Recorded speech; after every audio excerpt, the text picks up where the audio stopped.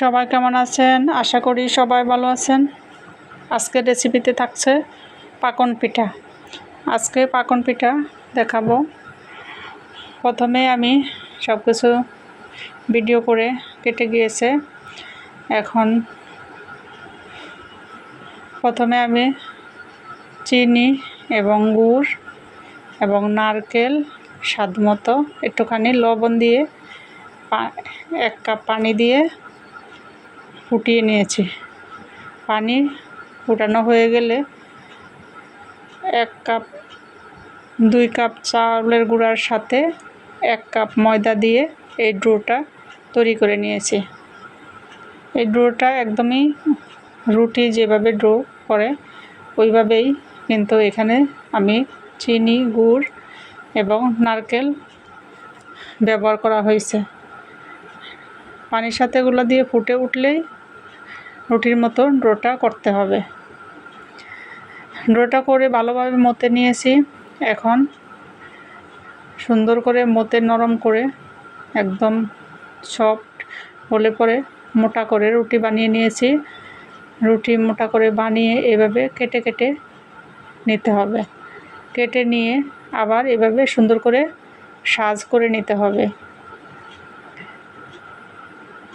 যার যেরকম ইচ্ছা, যেরকমভাবে কাটার ইচ্ছা, ফুল, পাতা এবং গ্লাস দিয়ে গোল গোল করে কাটা, যার যেরকম ইচ্ছা সেরকমই করা যাবে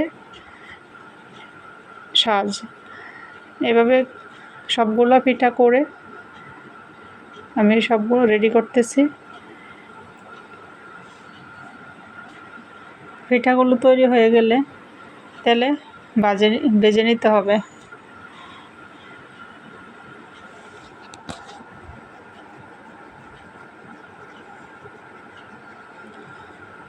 এই পিঠাটা গ্রামের অনেক সময় খেয়েছি, কিন্তু অনেক দিন খাওয়া হয়নি।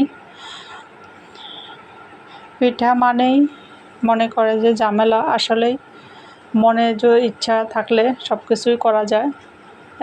এত ঝামেলাও না, একদমই সহজ। রুটির ডোর মতো করে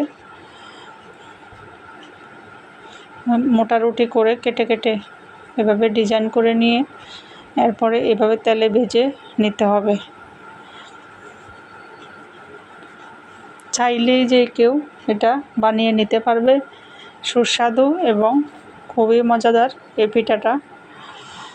এখন হালকা বাদামি করে সবগুলা পিঠা এভাবে ভেজে নিতেছি।